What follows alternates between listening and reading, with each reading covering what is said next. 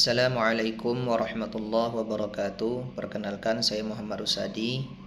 Saat ini saya berstatus sebagai mahasiswa semester 4 Prodi Pendidikan Agama Islam dengan NIM 2012303343. Di sini saya akan memaparkan sedikit materi tentang peran teknologi informasi dalam dunia pendidikan, yang mana untuk memenuhi salah satu mata kuliah saya, yakni teknologi informasi dan komunikasi. Untuk mempersingkat waktu, saya akan masuk pada materinya. Seperti yang kita ketahui bersama, yang mana maraknya teknologi informasi pada zaman sekarang membawa pengaruh besar bagi manusia. Dunia sudah tidak lagi asing dengan yang namanya teknologi informasi. Bahkan sudah bisa dikatakan bahwa kebanyakan manusia sudah ketergantungan dengan teknologi informasi, mulai dari belajar, bekerja, bahkan hanya sekedar berkomunikasi dengan manusia lainnya lewat media yang dihasilkan oleh teknologi informasi. Yang mana media tersebut menawarkan banyak fitur-fitur yang membantu keberlangsungan kehidupan manusia. Bisa dikatakan juga bahwa hal tersebut sudah menjadi kebutuhan manusia pada zaman sekarang. Hal ini juga diperkuat oleh fenomena tersebar luasnya, yakni virus COVID-19 yang melanda hampir seluruh dunia pada awal tahun 2020 yang lalu, di mana pembelajaran yang biasanya dilakukan di dalam institusi pendidikan seperti sekolah, kampus maupun lembaga non-formal, kemudian dialihkan menjadi pembelajaran daring atau dalam jaringan.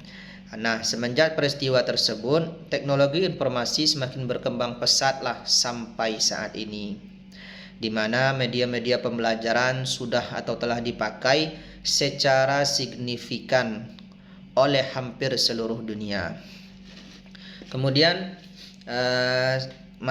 kita masuk pada peran teknologi informasi terhadap pendidikan. Dewasa sekarang, teknologi informasi dan komunikasi berkembang pesat atau cepat menurut deret ukur.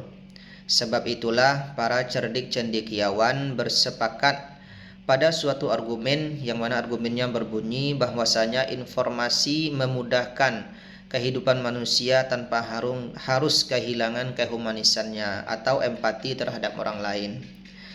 Manusia tidak dapat lepas dari pendidikan yang sebenarnya juga merupakan kegiatan informasi. Bahkan informasi, ilmu pengetahuan dan teknologi dapat disebarluaskan atau diwariskan kepada generasi penerus suatu bangsa dengan adanya pendidikan. Nah, adapun peran utama teknologi informasi dan komunikasi terhadap proses pembelajaran pada dasarnya itu ada 5. Yang pertama itu untuk mendukung aktivitas pembelajaran. Yang kedua untuk memberdayakan untuk memberdayakan guru dan siswa. Kemudian untuk mengelola aset intelektual. Dan yang keempat untuk menunjang proses penelitian. Dan yang terakhir atau kelima untuk mengembangkan berbagai produk pendidikan.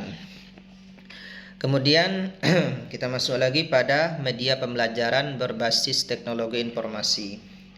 Media pendidikan secara umum berfungsi sebagai alat untuk belajar mengajar. Segala sesuatu yang dapat dimanfaatkan untuk merangsang pikiran, emosi, perhatian, dan keterampilan atau kemampuan peserta didik guna memperlancar proses pembelajaran. Nah, bahasan ini cukup luas dan komprehensif, termasuk pengetahuan tentang sumber lingkungan, orang, dan teknik instruksional atau pelatihan.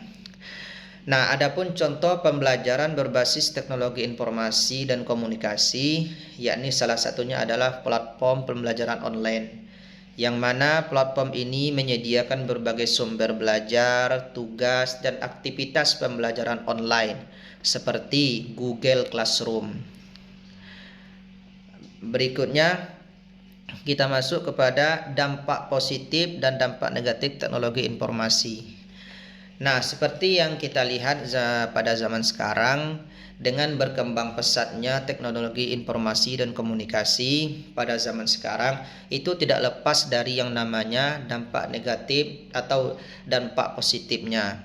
Nah, di sini saya akan menjelaskan atau menyebutkan salah satu dari dampak positif dan dampak negatifnya. Yang pertama itu ada dampak positif dari perkembangan teknologi informasi khususnya dan komunikasi khususnya dalam dunia pendidikan. Yang pertama, terdapatnya media-media pembelajaran yang di dalamnya tersedia fitur-fitur untuk dinikmati oleh para pengguna. Contohnya fitur multimedia. Seperti penggunaan video, gambar, dan lain-lain untuk mendukung proses pembelajaran. Nah, itu dampak positifnya.